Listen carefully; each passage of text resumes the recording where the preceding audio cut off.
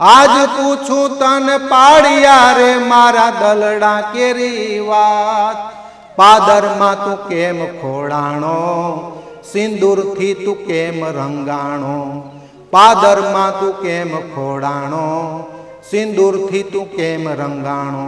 મિત્રો, જે ભાગવત સપ્તાહનું આયોજન થઈ રહ્યું છે એવું એક સાનિધ્ય એટલે અરસી આતાનું સાનિધ્ય એ બેકગ્રાઉન્ડમાં નિહાળી શકો છો. એમનો સુરપુરા કહે છે કે પાડીઓ કહીએ છે. એમને ઐતિહાસિક માહિતીની થોડી વાત કરવી છે કે ગાય માતાના રક્ષણ કાજે અથવા તો પોતાના મિત્રના રક્ષણ કાજે એમના બેકગ્રાઉન્ડમાં જોઈ શકો છો કે જે કરણસિંહ છે તેમનો મિત્ર હતા અને તેમના માટે પણ તેમણે પોતાનું બલિદાન આપ્યું. ઇતિહાસના પાને અનેક કથાઓ ચિતરેલી છે, અનેક કવિઓએ જેમના વર્ણન કર્યા છે, અનેક લેખકોએ આ વાતને ઇતિહાસના પાને કંડારેલી છે. વિશેષ વાત કરવા માટે મિત્રો મારી સાથે અરસીભાઈ પરમાર આપણી સાથે જોડાયેલા છે, કારણ કે આસ્થાનું કેન્દ્ર અરસી આતા ફક્ત કારડિયા સમાજ પૂરતું નહીં પરંતુ 18 વર્ણનું આસ્થાનું પ્રતીક છે. ખૂબ ખૂબ અરસીભાઈ સ્વાગત છે. પ્રથમ આમ તો બેઝિક ભાવે કાર્યક્રમની તમામ વાત કરી આપણે આગળના એપિસોડની અંદર, કેટલી તારીખથી કેટલી તારીખ આયોજનની તમામ વાતો કરી. ઐતિહાસિક માહિતી ટોટલ જોતી છે મારે કે અરસી આતાનું આપણે કંઈક બલિદાન એ સુરવીરતા વાત કરીએ ને તો અરસી દાદાનો ઇતિહાસ તો 500 વર્ષ જૂનો છે. તો 500 વર્ષ પહેલાંની આપણે વાત કરીએ છીએ, બધાના મુખેથી સાંભળેલી કે અરસી દાદા અને કરણસિંહ બંને મિત્રો હતા. પણ અરસી દાદાનું વતન અહીંયા જ છે. કરણસિંહ દાદા જે છે એના મિત્ર જ્યારે અરસી દાદાના લગ્ન થતા હતા એ લગ્નને આમંત્રણને માન આપીને કરણસિંહ અહીંયા આવેલા હતા. પણ જ્યારે કરણસિંહ દાદા હતા એની દુશ્મની કોઈ બીજા સાથે હતી અને એ લગ્નમાં અહીંયા આવેલા ત્યારે દુશ્મનોને ખબર પડેલી કે આપણો દુશ્મન કિંદરવા લગ્નમાં જાય છે. અચ્છા, બરાબર. અને ત્યારે એ વિચારે કે એ કરણસિંહને એકલો મળે તો એ મૂકવાની વાત જોવા માટે થઈને એ લોકો રાહ જોતા હતા.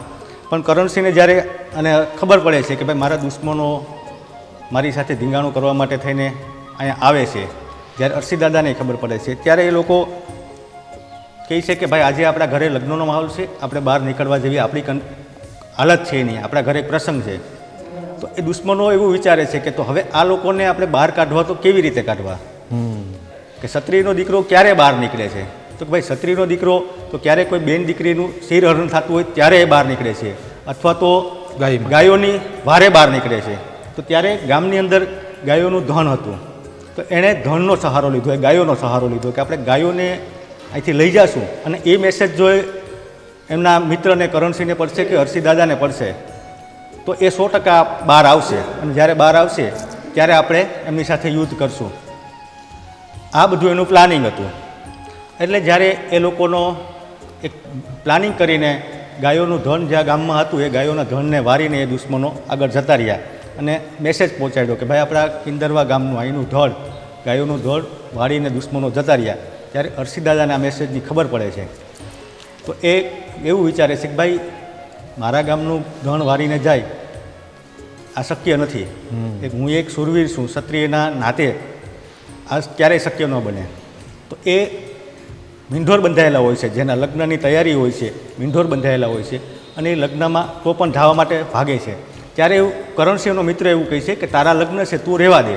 હા, કરણસિંહ બાપુ બાજુનો પાડ્યો છે. ઓકે, કે તું રહેવા દે, તારા લગ્ન છે, તું આરામથી અહીંયા બેઠ અને એ દુશ્મનોને સામે હું ફરીવાર ગાયોને વારવા માટે થઈને હું જાઉં છું, દુશ્મનનો સામનો કરવા માટે થઈને હું જાઉં છું.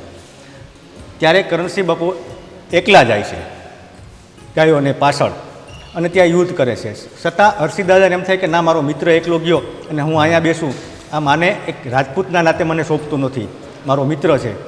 એટલે પછી એ પણ જવાનું ઉતાવળ કરે છે. ત્યારે ઘરના બધા એમને એવું કરે છે કે ભાઈ એક કોઠીની અંદર પેક કરી દે છે, મકાનની અંદર પેક કરી દે છે.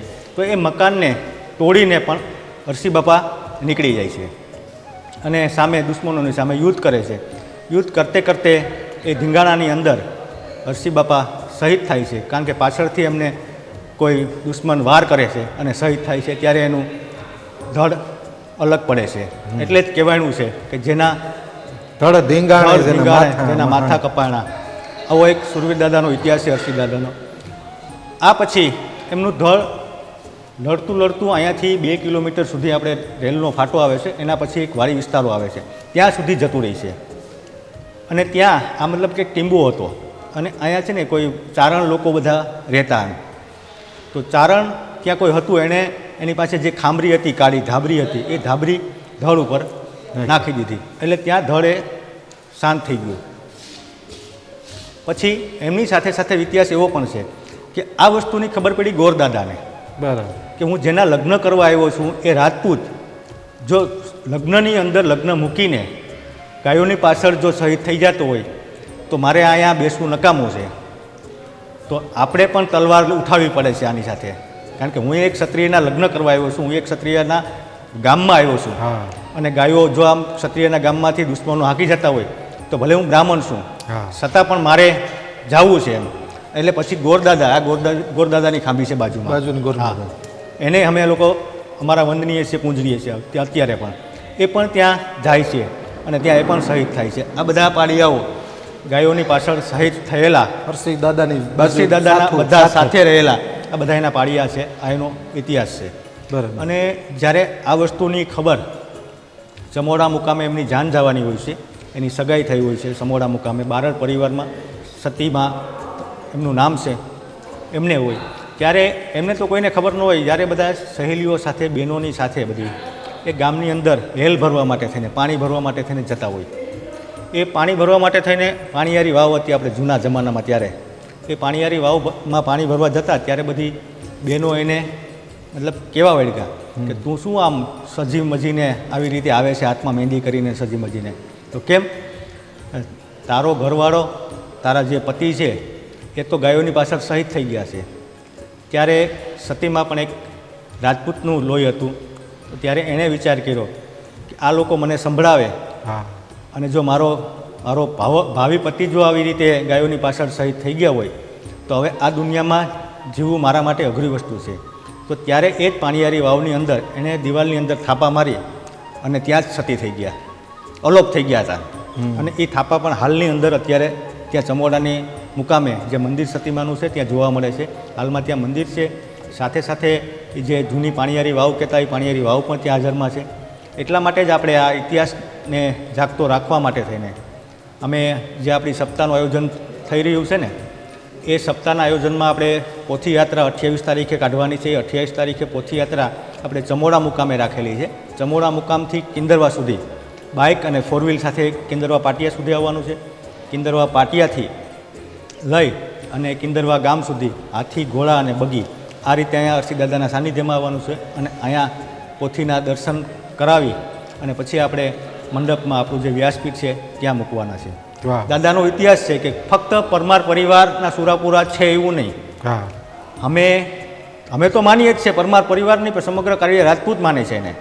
પછી ડોડિયા હોય, પરમાર હોય કે મોરી હોય, કોઈ પણ XYZ, એ સિવાય પણ દાદાને 18 વરણ માને છે.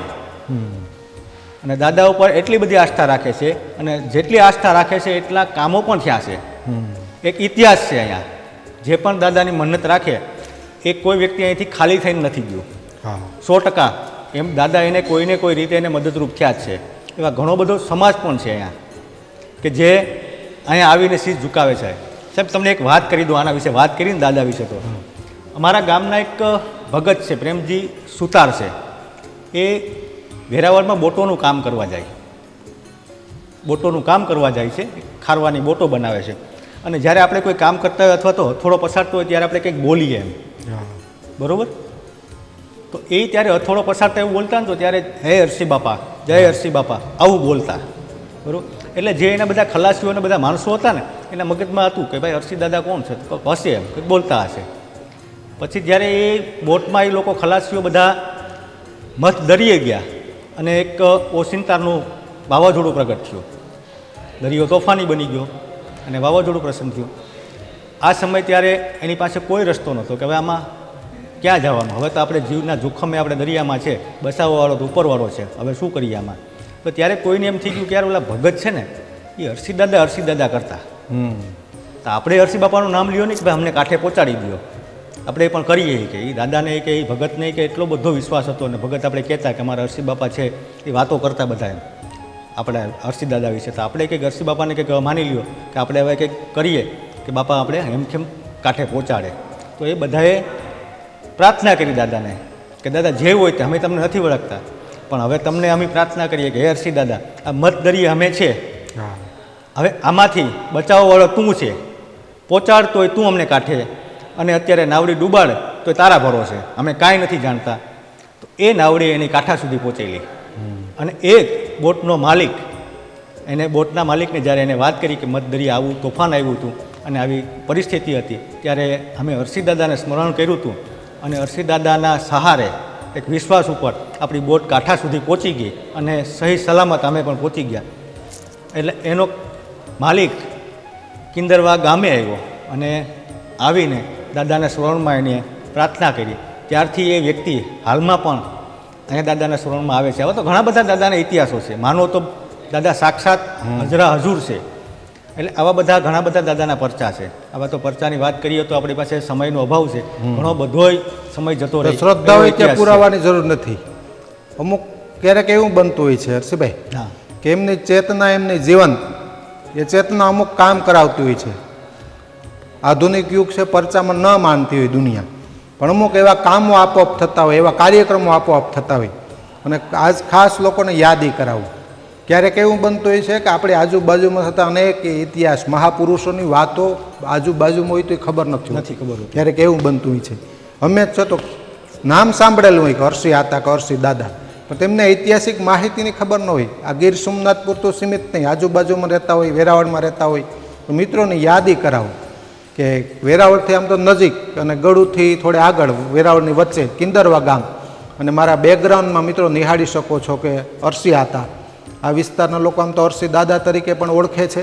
ફક્ત પરમાર પરિવારના સુરાપુરા નહીં, પરંતુ ક્ષત્રિય કારેડિયા સમાજની સાથે સાથે 18 વર્ણના દાદા અહીં કામ કરે છે. બેકગ્રાઉન્ડમાં જે ખાંભી જુઓ છો, અથવા તો જે પાળિયા આપણે આમ તો કહીએ છીએ, અરસી આતાનો મુખ્ય પાળિયો છે. તેમની બાજુમાં તેમના મિત્ર કરણસિંહનો પાળિયો છે, અને બાજુમાં ગોરદાદાનો પાળિયો છે. એનો ભાતીગળ ઇતિહાસના પાને અનેક કથાઓ લખાયેલી છે.